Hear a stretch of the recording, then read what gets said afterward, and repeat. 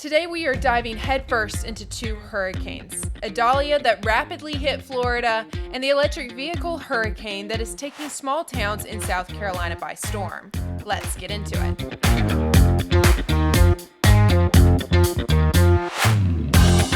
Welcome to the fourth episode of the Magnifying podcast. I'm your host, Alaina Moore, and today with me is my co-host, Liam Ford. On last week's episode, we discussed Ukraine and how you may be paying for their elections. Liam was not able to join us because he was busy wedging himself in the eye of Hurricane Idalia in Florida, as Liam tends to do. Similarly, I have situated myself in the eye of the EV hurricane that is hitting Blythewood, South Carolina at breakneck speed and doesn't seem to be letting up anytime soon. So without further ado, let's go ahead and get into it. Liam, how about you go ahead and give us what you have been covering with Idalia? Yes, and apologies to everybody for not being able to make the last episode, but I wouldn't say fighting for my life with the hurricane, but I was definitely in no condition to be recording. You would have heard a lot of wind in the background if I'd hopped on that episode. But yes, so about 5 a.m. On August 30th, when Idalia was approaching Florida, I decided, probably ill-advisedly so, that I was going to go try and get a closer look at the storm. I live in north central Florida in the Gainesville area, so it was about a 50, maybe a 60-mile trek for me to put myself right around ground zero where the storm was going to be making landfall. One of the interesting things about Idalia, though, was that although the storm started off very slow, kind of meandered around off the coast of Central America for a few days, right before it made landfall, or as it was approaching making landfall, it rapidly intensified. And so by the time it went from a Category 1 to a Category 4 storm within a matter of hours. And so as anybody here in the Southeast knows, the way that you approach a Category 4 storm versus the way you approach a Category 1 storm is very different. So I was a little bit nervous about the situation I was putting myself in, but Alaina and some other friends had asked for some on-the-ground footage of what the hurricane was doing and how people were responding and how bad the weather was and everything like that. So I was always going to answer the call of duty and put myself in harm's way for that. So it was interesting on the drive out there, because this whole way it's very windy, but nothing out of the ordinary. And surprisingly, and this is probably about 6 a.m., and I'm within 40 miles of where the hurricane makes landfall, still making my way west, the hurricane was still fairly dry. And for, again, anybody who knows that much about hurricanes, in the northern hemisphere, the east side of the eye is generally considered the stronger part of the storm. And so it was very strange to me that I was within probably 50 miles of the eye at this point, and still just really bands of rain. It was more like I was 400 miles away from the center of a hurricane rather than 40 miles. So this continued as I progressed further west, and again all through the way through Fanning Springs, Old Town, out US 19, which is kind of the back road to Tallahassee. You had power in all the gas stations that I passed. All the street lights were still on. All the street lights were still on until I hit Cross City, which is one town down from Perry, which Perry, as I'm sure you've seen in the news, just got absolutely run over by the eye wall of Idalia. So whenever I got to Cross City is when I saw the first transformers blow, started to lose power, and the wind was definitely starting to reach hurricane force at that point. So cross through Cross City, and continued up towards Perry. And my goal the whole trip was really to try and get as close to the coast as possible. I was going to try and use my drone to shoot some immediate aftermath of the storm as soon as the storm had cleared. So the plan was to get to Steinhatchee. So continuing up, there's a little town called Tenile, about halfway between Perry and Cross City. And that's where you make a left-hand turn to head down towards Steinhatchee. I tried to make it down there about 7:15, about 30 minutes before the hurricane made landfall in Keaton Beach. And I ran into a number of trees, and again, my car was not equipped to handle any off-roading, especially in the middle of a hurricane. So I was forced to turn back and set up at the gas station on US 19 in Tenile, about 10, 12 miles outside of Perry, and about 15 to 20 miles from where the storm made landfall at 7:45 that morning. And while I was sitting there recording, taking some of the shots you're seeing on your screen now, there was another storm chaser there with his tripod set up, and we were discussing what we thought the winds were, how we expected the storm to progress over the next hour or so. All the while, the same pattern of dry wind with bands of rain occasionally coming through had continued. Again, we're now within 15 miles of the eye wall of this storm on the east side. Very unusual storm. This storm from about 3 hours before landfall started to go through a process of eye wall reformation. And so what that means is that the hurricane generally drops one ranking in the category system whenever it goes through an eye wall reformation system or reformation process.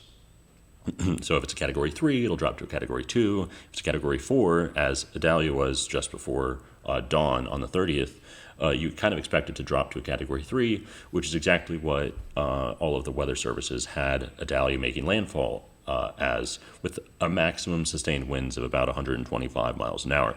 Very, very strong. However, on the ground, we weren't feeling anything close to 125 miles an hour. The strongest gust we estimated was probably between 65 and 75 miles an hour. Again, a very strong wind.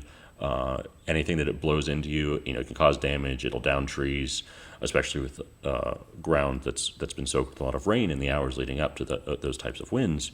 But again, nothing like what we were predicting, and definitely nothing that you would expect out of a Category 4 storm that Idalia was just hours before. And so in the aftermath of this storm, it was interesting because right now, to date, in about a week after the storm, and I doubt anything new will come out in regards to this, the highest sustained wind on land that was recorded was 85 miles an hour in Perry. So again, about 10 miles up the road from where I was sitting during this time. And so Idalia, it seems, had really cratered from a storm with 160 mile an hour gusts, which is what was measured by a storm chaser, probably 3 hours before the hurricane made landfall. And that collapsed all the way down to a maximum wind measured on the coast of 85 miles an hour. So that's great news for the folks in Florida. Obviously, there's still a lot of damage. The storm surge was still really big, especially in places like Steinhatchee, Horseshoe Beach, all the way down even to Tampa area. You had a very large storm surge that washed across Bayshore Boulevard down in Tampa. So the storm surge really ended up being, from all of the damage that I've seen, being the most impactful part of this storm because the eye wall transformation process really weakened this storm a lot more than anybody expected it to. Again, this is great news for the people in Florida. Obviously not saying that there isn't a lot of damage caused by the wind and rain and everything else, but it's not nearly as bad as it could have been. It's not nearly as bad as it was with Hurricane Michael that hit a little bit further up the panhandle in Florida just a couple of years ago. So the people of Florida were very lucky, and I was too, because, again, had a Category 4 storm hit with where I was, it could have been a lot more perilous situation. And the storm continued on this track, and one of the good things about the specific storm is it was moving pretty quickly, and so you didn't have time to have a lot of buildup of rainfall in the area. The flooding inland wasn't nearly as bad, but it also did mean that maximum sustained winds were pushed a little bit further inland than otherwise would have been expected. One of the other impactful aspects of this storm was that it landed during a super tide, which it contributed even in Charleston, as I'm sure Alaina has seen. The flooding, in Charleston was much more significant than people were expecting, in part because extra high tide, but also because this storm was moving so fast that it continued its power all the way across Florida into Georgia and across into the Atlantic and started whipping up tornadoes across South Carolina And actually, the most rainfall recorded from this hurricane is in North Carolina. So the pathing of this hurricane really took a very interesting approach to how it left its damaging effects. Nowhere in Florida really received more than 6 inches of rainfall from the storm, which is very unusual for a hurricane, particularly of this size and strength. And up in North Carolina, you had rainfall of almost 12 inches. So, with all that being said, you have a very strange damage or path of destruction from this storm. Yesterday, when I went out to Horseshoe Beach, which almost took a direct hit, it's just down the coast from Keaton Beach and Steenhatchee, which were in the eye of the storm, to help survey, see what the damage is, see what the locals need. I've been doing a fireworks show for the city of Horseshoe for the last 10 years with my family. So we have a lot of friends in the town. We have a deep connection there. And, it was really sad to see whenever you drive in and there's just what used to be houses are now just piles of rubble by the side of the road. There's a pickup truck that was half washed into an inland canal. But for the most part, even on the coast, newer structures were able to weather this storm. Again, something that probably wouldn't have happened had they been hit with a Category 4 storm, as we thought whenever this in the hour or two leading up to this storm making landfall.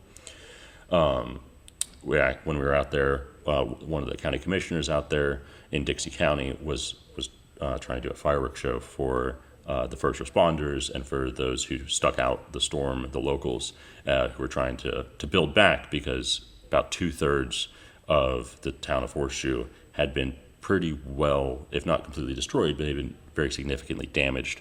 Homes, businesses, between like the flooding, the storm surge, and the wind, obviously, wreaked a lot of havoc in the area. So Horseshoe, same issue in Cedar Key, which is a very more touristy destination on the west coast of Florida. Steenhatchee probably had the highest storm surge of the area, given its proximity to the eye wall, and all of the coastline houses, motels, hotels, Airbnbs, all of that were hit really, really hard by the storm surge in combination with the wind. In Horseshoe, Steenhatchee area, it reached up to 10 feet. Some of the cameras that were placed 10 feet above sea level were destroyed and were washed away by the storm surge. So this was 100% a very damaging storm in the area. But at the same time, you can't help but feel a little bit blessed that it could have been a lot worse.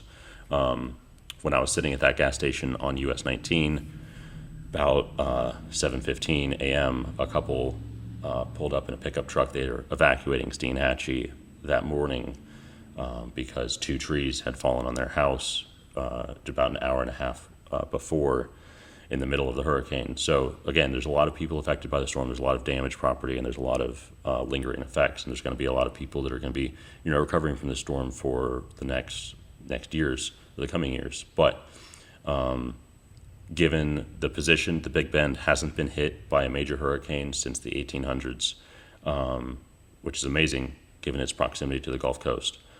But a lot of these people weren't necessarily prepared. A lot of the infrastructure had kind of lagged behind areas in comparison to other areas on the Gulf Coast, like Louisiana, like Southwest Florida that was hit by Ian, like Miami, like Galveston, the Galveston area. All these other places had dealt with major hurricanes in their recent history, and so all of their infrastructure was ready to handle it. And that was one thing that I noticed touring these areas, was that you had a lot of low-income areas, you had a lot of outdated infrastructure from 30, 40, 50, 60 years ago that just wasn't up to spec whenever it comes to dealing with a hurricane like Idalia. And so that definitely contributed to how damaging this storm was for the local population.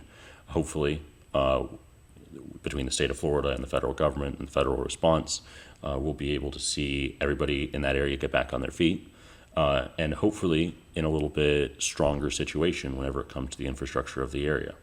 But yeah, it was definitely a wild ride. It was definitely not as bad as it could have been, but still, if you're standing there in 75-mile-an-hour winds, you're definitely gonna reconsider what you're doing with your life.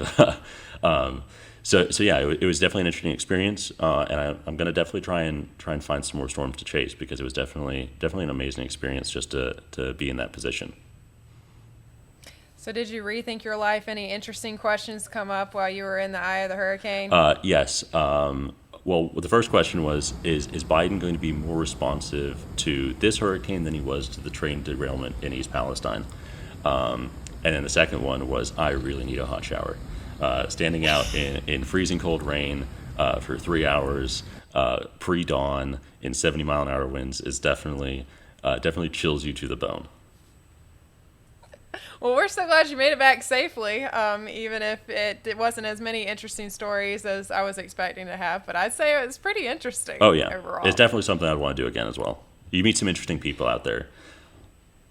So you're gonna go for a career in storm chasing, maybe? I don't know if the demand is there, but if that's what the people want, then I'd be happy to answer the call. All right, you heard it first. If you want Liam to become the next storm chaser, please email, share, comment, and let him know, because I kind of want to see what this turns out to be. So now to another, possibly more dangerous storm, Hurricane Scout Motors in old Blythewood, South Carolina. Scout Motors is picking up speed, and it's doing damage control, that's for sure. But before we get into the major part of it, let's go ahead and give a little background on Scout Motors. I know I've mentioned it before here previously, but I wanted to give a more extensive background into what it actually is. So Scout Motors is a startup of the car company Volkswagen, a woke company who is the poster child for ESGs and green initiatives that just end up poisoning the communities they go into.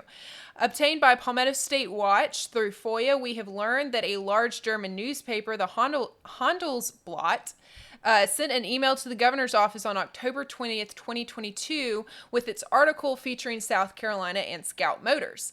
This was 2 days before Governor McMaster's electric vehicle summit that he officialized his electric vehicle initiative through an executive order. That's a really interesting piece to all of this, since the legislature and local residents of Blythewood didn't know about the Scout deal until it was rushed through in less than 2 weeks during March of 2023. The state legislators were not even given the contract, but instead a 10-page summary of praises from a USC professor of why Scout Motors needs to come to South Carolina. At the end of the day, Scout received $1.3 billion in state incentives and $400 million, with an M, $400 million in taxpayers' dollars in cash to move into the small town of Blythewood, South Carolina. A lot of that would also be going to soil stabilization, because guess what? Blythewood is basically all sand. Sand that you're going to build an heavy industrial plant onto. I took a 3-hour-long debate that happened on the House floor, consolidated it into major highlights, and attached it to my small town takeover article that I wrote in March, and that will be linked in the description below. I strongly urge you to watch this video and see exactly what the Uniparty is doing to the few who speak truth into the endless pit of the establishment's dark wallets. A few House legislators did stand up and speak, and they were basically blacklisted for doing that by multiple elected officials, Republican elected officials, around South Carolina. At one point, Minority Leader Representative Todd Rutherford, a Democrat of Columbia, laughs at a member for listening to his constituents instead of a gigantic foreign entity that obviously knows what is best for South Carolinians. Watch as Micah Caskey, a Republican out of Lexington, acts like a middle school bully who can only disagree with somebody by making fun of their voice. It's disgusting. Your legislators are showing you what they truly think of you on camera. So definitely check that out. That happened in March. But residents of Blythewood didn't know until a small controlled meetings were held by the town in very small venues. When they asked questions, they were giving fluff answers that have yet to even come true. I attended the Blythewood Town Hall right after the bill was passed around March, I believe it was 23rd. No real answers were given, just that Scout would be all green, redoing the town infrastructure, and that everyone's housing prices would skyrocket because all of the Germans would be moving in to take the jobs. The main positive reason that of Scout Motors that was repeated endlessly by McMaster, Graham, Tim Scott, the Speaker of the House, Merle Smith, the Mayor of Columbia, and multiple other major South Carolina officials from both sides of the aisle, was that that Scout Motors was going to be bringing 4,000 jobs to South Carolina. Last month, Palmetto State Watch found out that the contract actually states that Scout will only produce 400 jobs and possibly 3,600 auxiliary jobs through other contracts, yada, yada, yada. So really, it's just 400 jobs. And that is what was told to South Carolinians so this bill could be shoved down their throats. Governor Henry McMaster has been one of Scout Motors' fiercest loyalists by stating that South Carolina, quote, is the perfect place to restart this iconic American brand, end quote. Why is the governor pushing for us to accept Scout Motors as an American brand that is clearly just a puppet of a German company? Well, Governor Henry McMaster is the co-chair of the National Governors Association Economic Development and Revitalization Task Force, which just happens to be partnered with the World Economic Forum. But let's continue on. Let's look into Volkswagen's history. And it's called Dieselgate. Last week, I wrote an article to give some background on the company of Volkswagen and the CEO of Scout Motors. I found that Volkswagen deliberately installed what they called defeat devices in over 11 million of its diesel vehicles to cheat emissions tests globally since at least 2005, which was reported by a German newspaper. It is reported that these diesel vehicles were producing over 40 times higher than the federal limit of nitrogen dioxide in the air that is a common cause of lung cancer. The U.S. Department of Justice first sued Volkswagen on behalf of the EPA in 2016. Clifford Attia reported in 2019 that, quote, Volkswagen will now pay $14.7 billion to settle with 3 federal agencies suing the automaker for its excessive diesel emissions, the highest ever paid by a company for violations under the Clean Air Act, end quote. 8 executives from Volkswagen and Audi were charged with various crimes related to these cheat devices. Former Volkswagen CEO Martin Winterkorn was indicted in 2018 for fraud and conspiracy, but nothing really ever came of that because he never came to the United States. So let's take a look at one of the main players that seemed to rise to power seemingly unscathed from the scandal of Dieselgate. Scott Keogh was president of Audi of America from 2012 to 2018. Right in the middle of the Dieselgate scandal. All of a sudden, in 2018, Keogh was made president and CEO of Volkswagen of America. In August of 2022, Scott Keogh was made president and CEO of Scout Motors. In an interview with a local news station, WIS News 10, Dondi Mercer Plank as the news anchor, Scott Keogh says normally these kind of deals take 12 to 18 months. But in South Carolina, he said it took less than 60 days plus over the holidays. Scott also said that he's never met a government, quote, so quick to say yes, end quote. But this isn't new to South Carolina. Former Governor Nikki Haley recently posted a video on her social media as she's campaigning for her presidential candidacy, where she brags about South Carolina bringing in more companies to the state than other companies because she made sure that they were unregulated. And you can see that in this clip here. We had to keep looking over at you because you kept stealing the businesses we were We trying were to... whipping y'all's butt. You were. We were whipping y'all's butt. We had Republican governors who were like, here, we'll give you $50 billion, come build in our state. And you're like, we'll give you no regulation, come. And people were coming. And Boeing and just BMW, all of these massive businesses that went to South Carolina and didn't fundamentally change the culture of South Carolina. When they did, you actually had people move into South Carolina and suddenly like, we actually like it here. We think we'll keep voting the same way. It's just remarkable, your record in South Carolina to attract business without selling out the state to do it. Through what we are finding out right now, it seems that nothing has changed here, especially in the case of Scout Motors. But there's more to come on that later.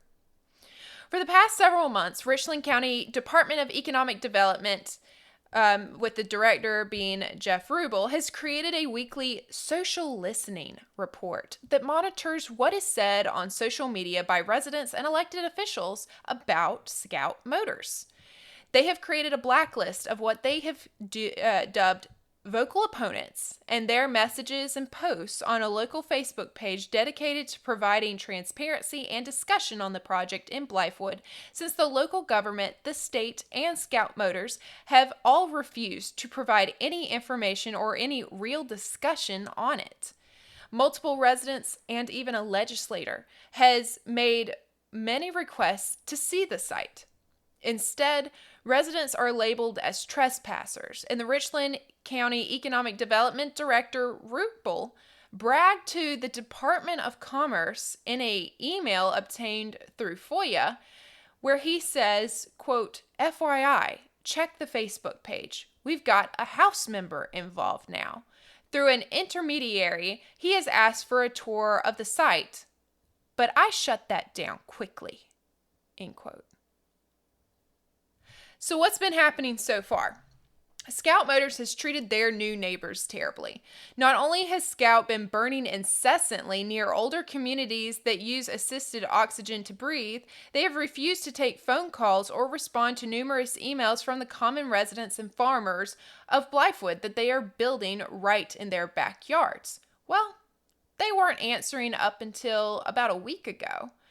They've even ignored buffers and demolitioning the property they have, which is currently over 1,600 acres of land, and how they got those acres. That will also come later as we continue our investigation. But they are ignoring those buffers on people's land and coming right up to the back of it. It's getting a little worrying. A lot of people have even reported that there is black ash in their pools. They can't even swim in their pools because there's so much burning going on. Are they even allowed to burn?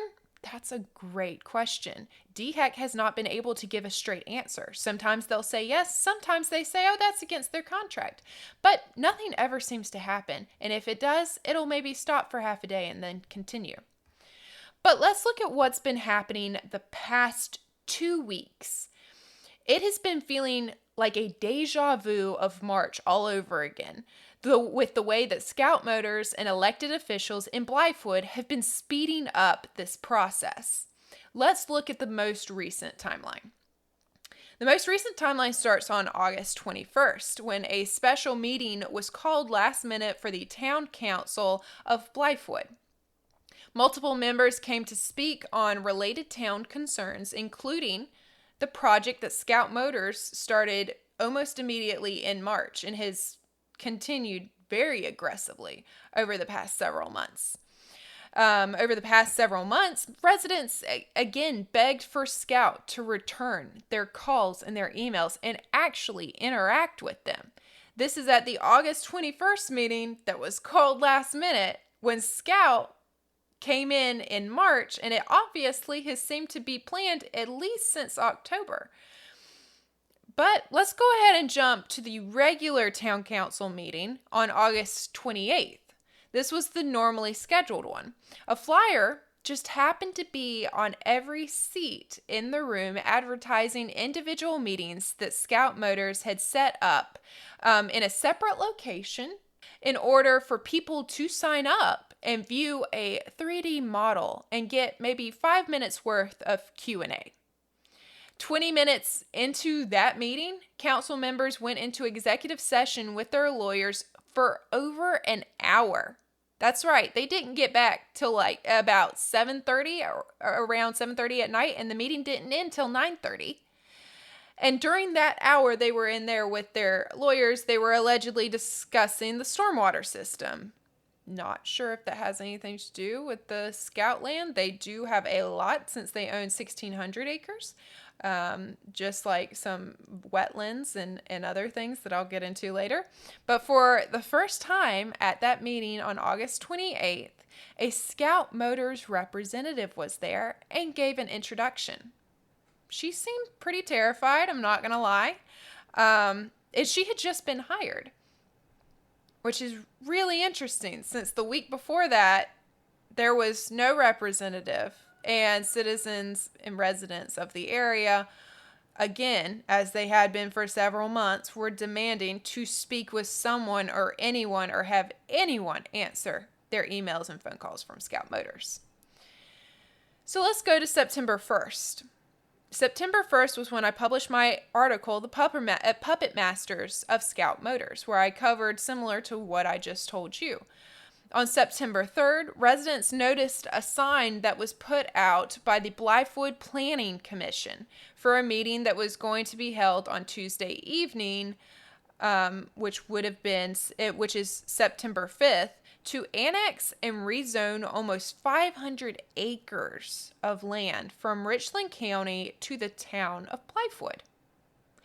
Where is this land, you may ask?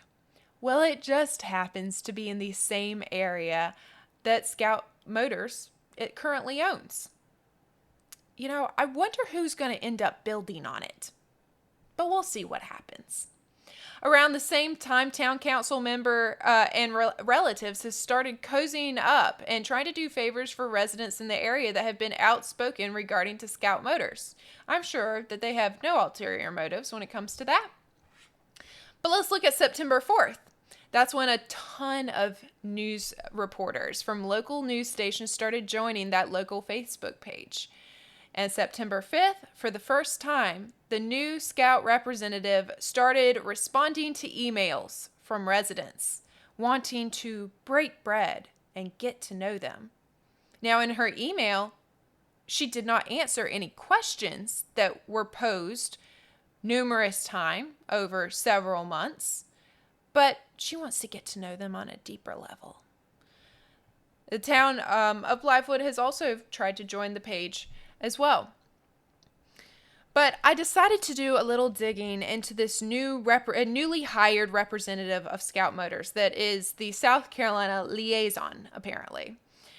Her name is Poonam Patel, who has a long history of working for woke hospitals in South Carolina. Her last job was working for MUSC, who has actively trained their staff to encourage transitioning and child mutilation. She previously worked on the governor's Accelerate SC board that was created during COVID and basically given unilateral power over South Carolina. Now, all of a sudden, out of nowhere, she's the South Carolina liaison for Scout Motors. But that's not all. There's also some interesting land dealings that have happened. How does Scout Motors get that 1,600 acres? Well, I'm not going to go into all of it because I'm still looking into it. But one of the parcels that they bought from the county was originally owned by a shell corporation called Saddlebrook. Saddlebrook bought this land for a couple of million, flipped it, rezoned it, and sold it for millions of dollars at an unusually high dollar amount, let's just say. Keep an eye on the Palmetto State Watch website and social media for an article on this soon that will be going deeper into it. So that's really what I have for now. There's been a lot going on tonight. I'm going to be going to that planning commission and we'll hopefully get some footage from that. Either we'll put it here or we'll continue putting it on Palmetto State Watch as we cover that story. But things are getting quite interesting in both the Southeast as a whole, I'd say. Yeah, it's a little bit a little bit intimidating whenever you start seeing the collusion that can happen between private entities, NGOs, local government, state government, and as they say, money makes the world go round. But once you start getting to the inner workings of it, you definitely need to take a step back and realize what you're dealing with. Yeah, I always wonder, who is the shareholders of these shell corporations? Who is the one that are getting their pockets lined? And, a lot of times when you know a lot of information like that, people will use it. So, but you have to stick in it and hopefully use it for the better, because if you don't, someone else will. Well, I mean, just look at how Dianne Feinstein, Nancy Pelosi, and everybody else in power uses the information that they have to make themselves hundreds of millions of dollars. So, And I love how people think it just stays in Congress. oh yeah, no, it happens at every level of government, not just in Congress, but in the executive branch of the federal government, at the state level, in state houses, for the state executives, all of them. They're all doing the same thing. Probably not on as large a scale. They don't have as highly valuable information, but if the opportunity comes along, they're going to make a few $1,000,000, and if you can use a shell corporation and sell some money to a private project at millions of dollars above asking, why not? Why not? Well, thank you so much for joining us today on the Magnifying Glass podcast. We delve deep, bringing the overlooked into focus and magnifying the stories that matter to you. If you enjoyed this episode, be sure to subscribe, rate, and share, helping us shine a light on even more discoveries. I'm your host, Alaina Moore, and remember, sometimes the smallest details make the biggest difference.